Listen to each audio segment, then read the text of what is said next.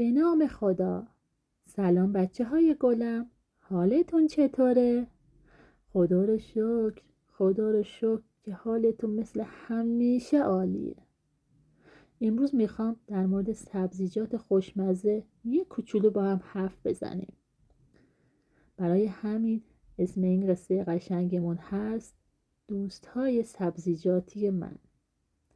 بچه های من، میخوام شما رو با چند تا از دوستهای سبزیجاتی خودم آشنا کنم. آخه میدونید من این دوستهام رو خیلی خیلی دوست دارم. بیایید از کلم بروکلی شروع کنیم. اون موهای سبز فرفری داره. یادتون باشه که هر وقت اونو میخورید اول از موهاش شروع کنید. اینجوری میتونید با دندوناتون براش مدل موهای مختلفی درست کنید. هر مدل مویی که دلتون میخواد. اینم یکی دیگه از دوستای منه، سیب زمینی.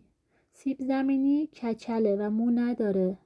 عوضش روی صورتش کلی خال بامزه داره. اون با خواهر و برادرهاش زیر خاک زندگی میکرده که یک روز آقای کشاورز اونو از خاک بیرون کشیده.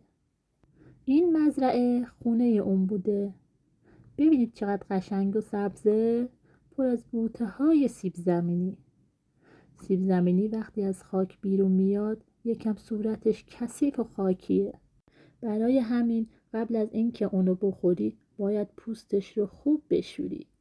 شاید شما بچهای گلم بپرسید که مگه میشه آدم دوستشو بخوره؟ بله که میشه بچه ها. اگه اون دوستشون یک سبزیجات خوشمزه باشه میشه اونو خورد. این یکی دیگه از دوستای منه، خانم کدو سبز. اون یکم شبیه خیاره. البته باید بگم که بعضی از دوستای خانم کدو سبز لباس زرد میپوشن چون تازه مد شده. این باعث میشه که اونا شکل موز بشن. اونا هم به اندازه خانم کدو سبز خوشمزه هستن. فکر کنم فهمیدی که کدوها دوست دارن تغییر قیافه بدن و خودشون رو شبیه میوه ها و سبزیجات دیگه کنن. خانم کدو سبز و دوستاش روی سرشون گلهای خیلی خوشگلی دارن. این گلها هم خوردنی هستند و بعضی از مردم خوردنشون رو دوست دارن. دوست بعدی من فلفل دلمه‌ایه. البته بعضی ها بهش فلفل شیرین هم میگن. فلفل های دلمه‌ای عاشق خوشگذرانی هستند و لباس های رنگی رنگی میپوشن. اونا شبیه یه چراغ راهنمایی رانندگی هم هستند. میدونید چرا؟ چون اون 3 تا رنگ مختلف داره. قرمز، زرد و سبز. میتونید باهاشون بازی کنید. آماده اید؟ بایستید چون چراغ قرمزه. کمی احتیاط کن چون چراغ زرده. حالا حرکت کن چون چراغ سبز شد. بچه ها حالا که چراغ سبز شده بدوید و برید فلفل دلمه‌ای بخورید. اونا حسابی شیرین و خوشمزه هستن. حالا نوبت معرفی دوست بعدی منه. اون یکم خجالتیه. اسمش پیازه. وقتی اونو توی ماهیتابه میپزید حسابی خوشمزه میشه. اما وقتی که اونو با چاقو میبرید چشماتون رو میسوزونه و اشک از چشماتون میاد. اما پیاز اصلا دوست نداره که شما گریه کنید بچه ها. اصلا نگران نباشید. وقتی اونو میپزید دیگه تند نیست. پیاز پخته مثل شکر شیرینه. راستی اینم یه عکس دیگه از پیازه. اون اینجا از خجالت سرخ شده. مثل سیب زمینی پیاز هم زیر زمین زندگی میکنه چون اونجا گرم و نرمه.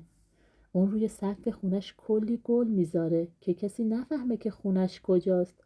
آخه اون خیلی خجالتیه. دوست دیگه من که بو و طعمش شبیه پیازه اسمش سیره. ولی برخلاف پیاز که شکمش صاف و توپلوه، شکم سیر کلی ماهیچه داره. آخه اون ورزشکاره. ببینید میتونید ماهیچه هاش رو بشمرید؟ اگه پوست سیر رو بکنید میتونید ماهیچه هاش رو بهتر ببینید. میتونید سیر رو له کنید و توی غذاهاتون بریزید. اینجوری غذاهاتون حسابی خوشمزه و لذیذ میشه. حالا که داریم راجع به سبزیجات حرف میزنیم، مگه میشه راجع به معروف ترین سبزی دنیا هیچی نگیم؟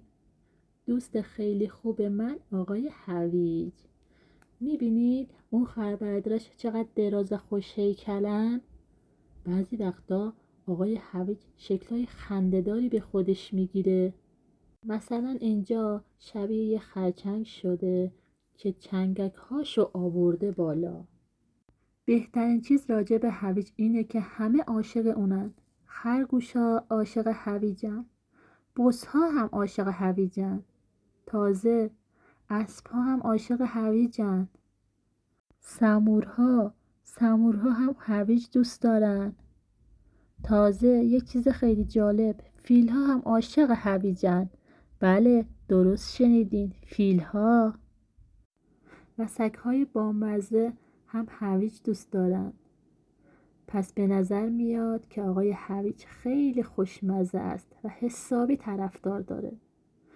امیدوارم که از دیدن دوستای سبزیجاتی من خوشتون اومده باشه گلای من. اونا خیلی دوست دارن تا موقع ناهار یا شام به خونه شما بیان. یادتون نره که اونا رو به بشقابتون دعوت کنید و لذت ببرید. خیلی مواظب خودتون و قشنگیاتون باشین گلای من.